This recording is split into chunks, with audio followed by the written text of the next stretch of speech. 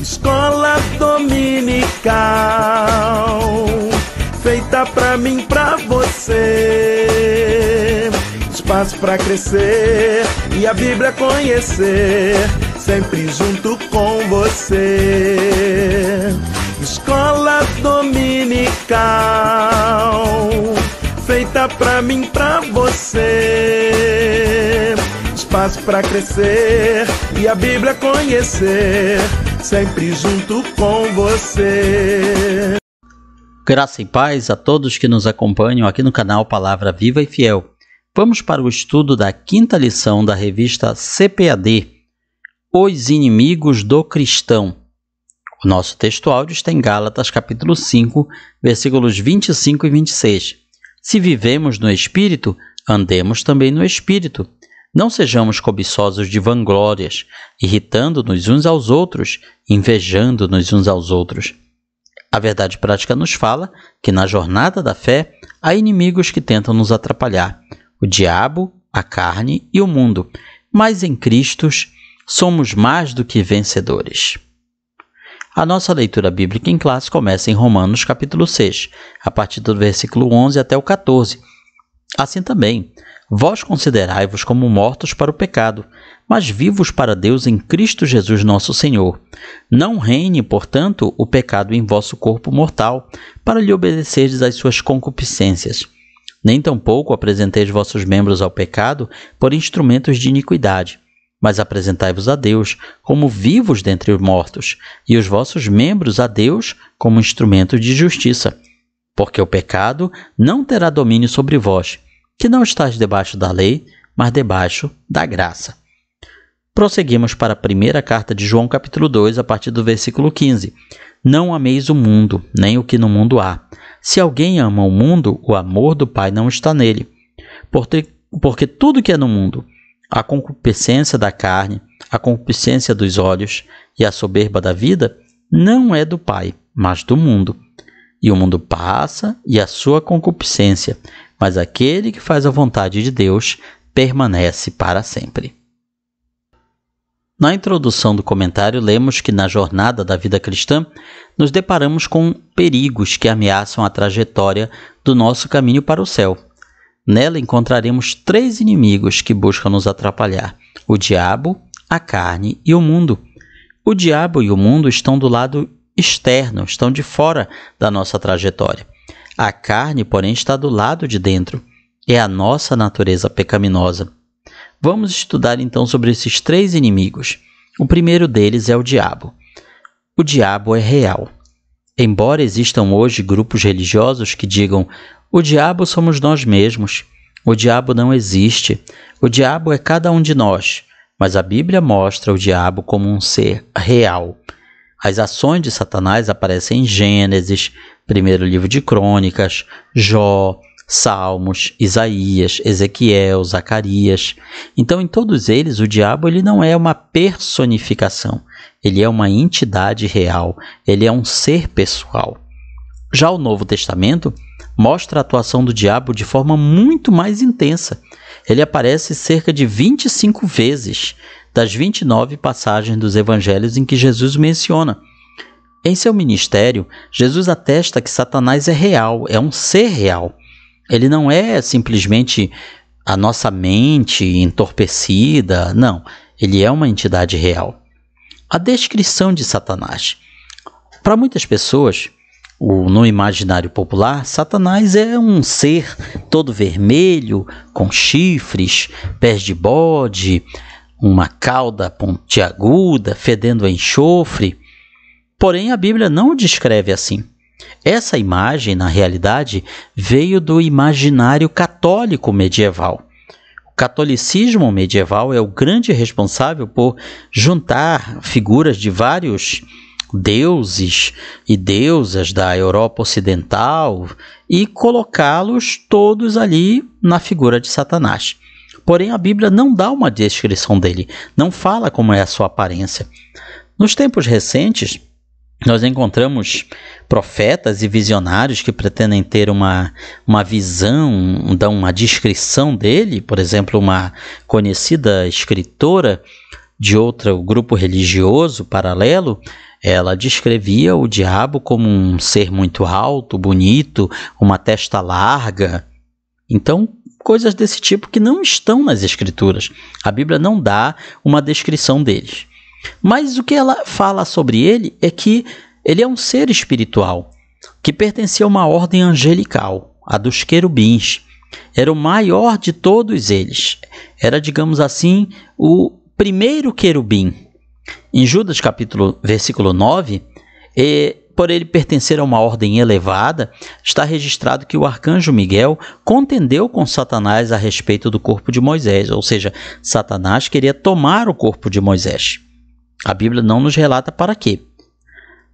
Mas o arcanjo Miguel não ousou pronunciar juízo de maldição contra ele, para nós vermos o quão elevada era a sua hierarquia. De fato, Satanás é o chefe dos anjos caídos. Ele possui poder, mas suas ações estão limitadas. Ainda assim, não podemos negar que ele é um ser extremamente poderoso. Ele é chamado de o Deus deste século, ou seja, o Deus desta época. Em 2 Coríntios 4, versículo 4. Ele também é chamado de príncipe dos poderes do ar, em Efésios capítulo 2, versículo 2. Também podemos afirmar que Satanás é um ser que possui personalidade, ou seja, ele tem inteligência, ele tem raiva, ele tem desejos, ele tem vontade própria. Então ele não é simplesmente uma energia, uma força cósmica, ele é um ser pessoal. Jesus considerava Satanás como uma pessoa e usou pronomes pessoais para se referir a ele. Portanto, a ideia de que o diabo somos todos nós, ou então o diabo não existe, é apenas uma personificação da mente humana caída, não tem respaldo nas Escrituras. A identidade do inimigo. Podemos conhecer o inimigo por meio dos nomes que a Bíblia usa para descrevê-lo. Ele é chamado de serpente, refere-se à sua sagacidade, astúcia. Ele também é chamado de Satanás. Satanás é um título que significa adversário, inimigo, opositor. A palavra diabo significa acusador. Maligno, ele é chamado de maligno. Aqui revela o seu caráter. Ele também é chamado de dragão vermelho, o que revela a sua ferocidade. É interessante que nas línguas orientais antigas, a palavra utilizada para serpente muitas vezes era a mesma palavra utilizada para dragão. A ideia de dragão que nós ocidentais fazemos, ela é um pouco diferente daquela que era feita no Oriente.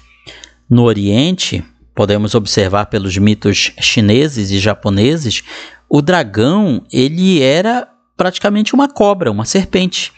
Era uma serpente, porém, uma serpente com determinadas características. Então, o dragão e a serpente, que para nós ocidentais parecem criaturas bem diferentes, mas na cultura oriental, que é de onde surgiu a Bíblia, eles são seres bem parecidos. Ele também é chamado de tentador, ou seja, ele leva as pessoas para a mentira e a imoralidade. Ele é chamado de enganador, ou seja, ele é mestre de criar mentiras para iludir as pessoas. Ele também é chamado de Belzebu, chefe dos demônios, dos anjos caídos. É chamado de Belial, que significa pessoa má, sem valor. Esses nomes revelam que ele é perverso, destruidor, cruel e extremamente sagaz para criar estratagemas e iludir as pessoas. No segundo tópico, vemos outro inimigo do cristão, a carne. A Bíblia chama de carne várias coisas. É uma palavra polissêmica. Primeiro, o tecido muscular do corpo humano e dos animais, ou seja, a estrutura física. O corpo humano inteiro também é chamado de carne. O ser humano, segundo a sua fragilidade e mortalidade, ou seja, carne em oposição a espírito. A carne é frágil e passageira, enquanto que o espírito é duradouro e eterno. Mas a palavra carne também significa a natureza humana pecadora, pecaminosa. Dentre as muitas perspectivas da palavra carne na Bíblia, a expressão concupiscência da carne significa o quê? Os desejos, as vontades da carne. Quando o apóstolo João usa esse termo, ele se refere a todas as dimensões da satisfação carnal, ou seja, tudo aquilo que nos dá prazer. Glutonaria, comer bem, comer demais, sensualidade, bebedeira, relações sexuais ilícitas e por aí vai. Tudo aquilo que podemos fazer através do nosso corpo que nos dá prazer, que nos dá satisfação. A expressão concupiscência da carne revela que não há critério ou norma moral num contexto em que a busca pelo prazer individual dita a tendência. É o egoísmo em grau elevado. Portanto, os prazeres da carne, alguém poderia interpretar dessa maneira, é muito mais do que o prazer sexual. Os prazeres da carne envolvem a satisfação corporal que nós temos em comer determinadas coisas, em beber determinadas coisas, em nos comportarmos de determinada maneira sensual, em ostentar brilho, glamour, aparência, fama. Isso daí também são os prazeres da carne. Veja, portanto, que quando se fala de os desejos ou prazeres da carne, é muito mais do que as questões sexuais. Tem gente que lê esse texto e enquadra apenas na questão sexual. Não é só isso. É muito mais. É todo tipo de satisfação que você pode ter usando o seu corpo. A carne no Novo Testamento é dado pela palavra grega sarx, carne. É uma referência direta à totalidade da natureza humana pecaminosa. Essa natureza humana é afastada de Deus, à parte de Deus, degradada, sem a presença do Espírito Santo. Essa natureza humana pecaminosa, essa carne, nós já trazemos conosco, é como se já viesse de nascença, é o nosso DNA, digamos assim. Nas suas cartas, o apóstolo Paulo evidencia o que uma natureza dominada pela carne pode produzir. São as obras da carne. Gálatas 5, 19 a 21, Colossenses 3, 5 e 9. Ali, o apóstolo Paulo relata algumas, e ele arremata, e coisas semelhantes a essas. Então, essas obras da carne, sobre as quais pouco se prega nas igrejas, infelizmente, elas são a expressão maior do que a carne quer fazer. A carne se opõe a Deus, se opõe aos seus propósitos. A carne quer caminhar de modo independente de Deus. A carne quer viver sem Deus. O desejo e a vontade da carne está fora dos planos divinos. Os desejos da carne fazem com que o ser humano haja como se ele fosse o seu próprio Deus. Essa linguagem pode ser familiar para algumas pessoas. Você já não ouviu isso por aí em algum lugar? Você é o seu próprio Deus. Você é sua própria divindade. O que é isso? É a carne falando. É a carne dizendo que nós não precisamos de Deus. A carne diz que Deus é que precisa de nós e não nós precisamos de Deus. A perspectiva doutrinária da palavra. Doutrinariamente, carne é a natureza humana depois da queda de Adão. Como vimos, a expressão carne pode ser usada para se referir ao corpo humano, mas também à natureza pecaminosa. Nesse sentido, embora uma mesma palavra possa trazer sentidos diferentes, não há razão de confundir-se entre carne, como corpo, e carne como natureza pecaminosa. O contexto do versículo é que vai dizer o que é que significa. Por exemplo, a idolatria é uma obra da carne, ou seja, da natureza humana pecaminosa. A carne, por exemplo, portanto, é tudo aquilo que nós queremos fazer e que Deus não aprova. Terceiro tópico, o mundo, o último inimigo do cristão.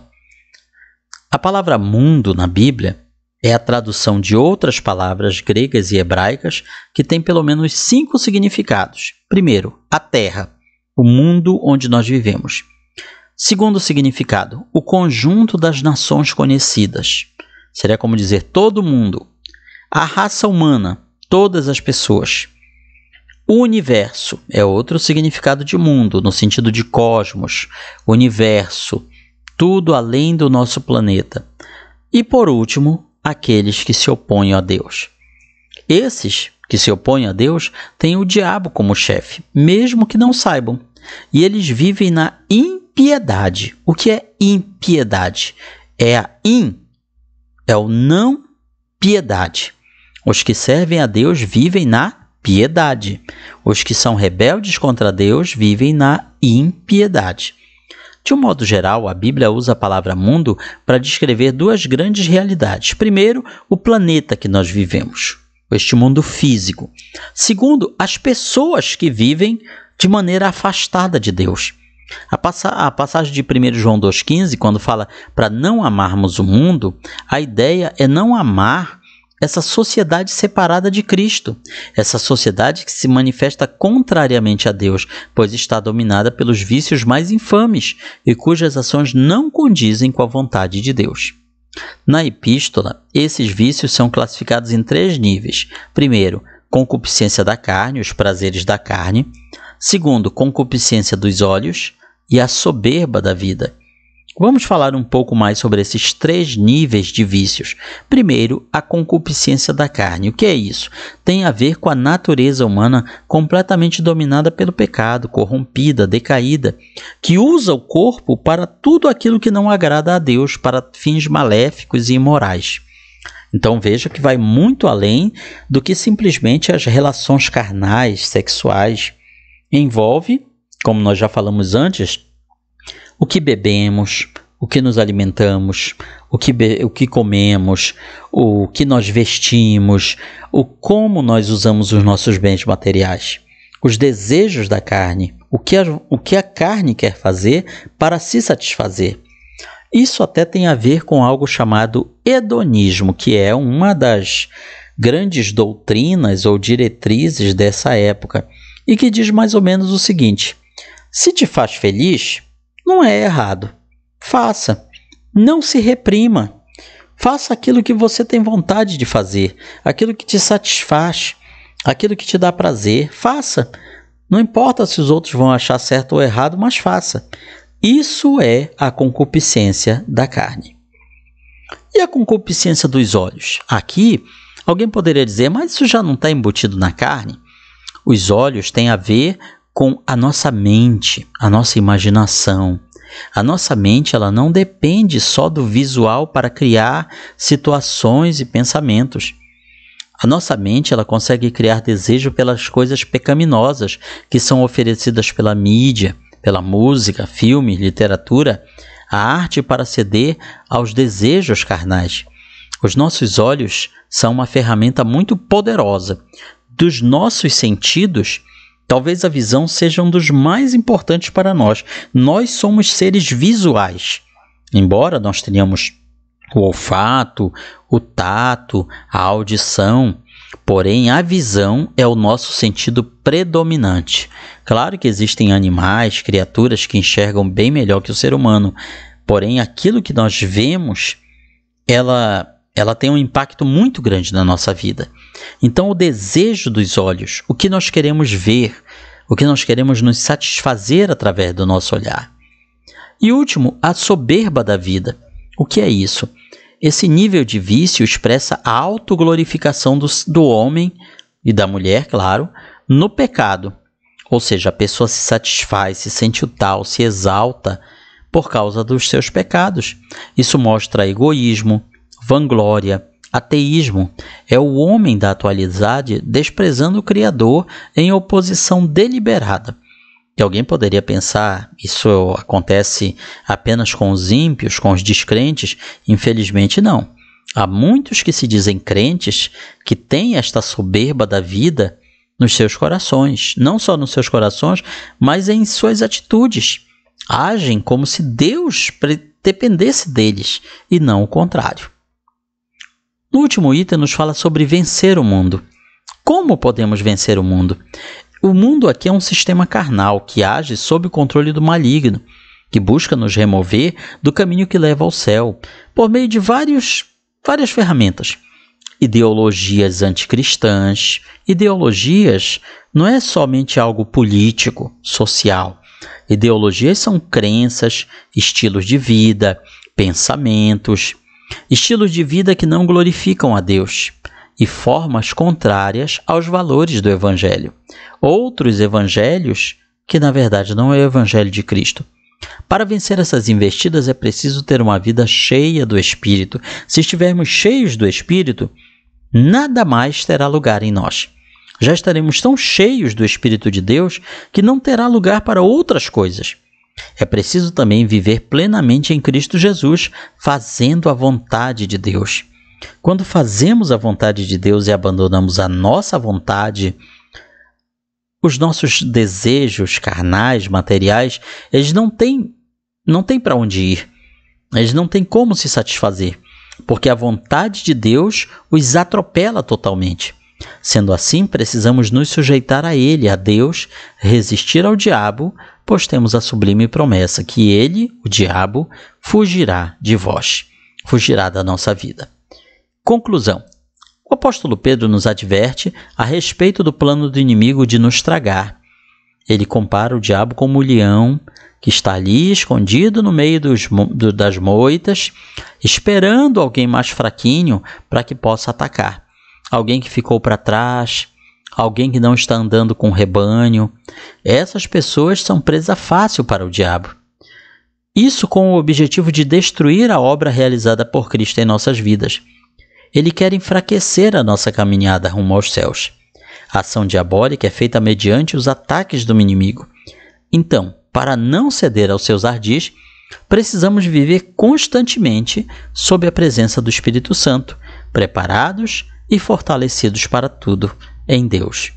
E aqui a gente destaca Efésios 6:10, o capítulo da armadura de Deus, nos fortalecer, nos disciplinar espiritualmente para as batalhas espirituais.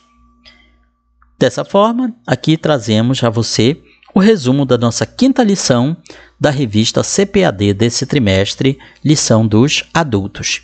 Comente, curta, compartilhe este vídeo, espalhe a boa semente aos corações. Que Deus nos abençoe.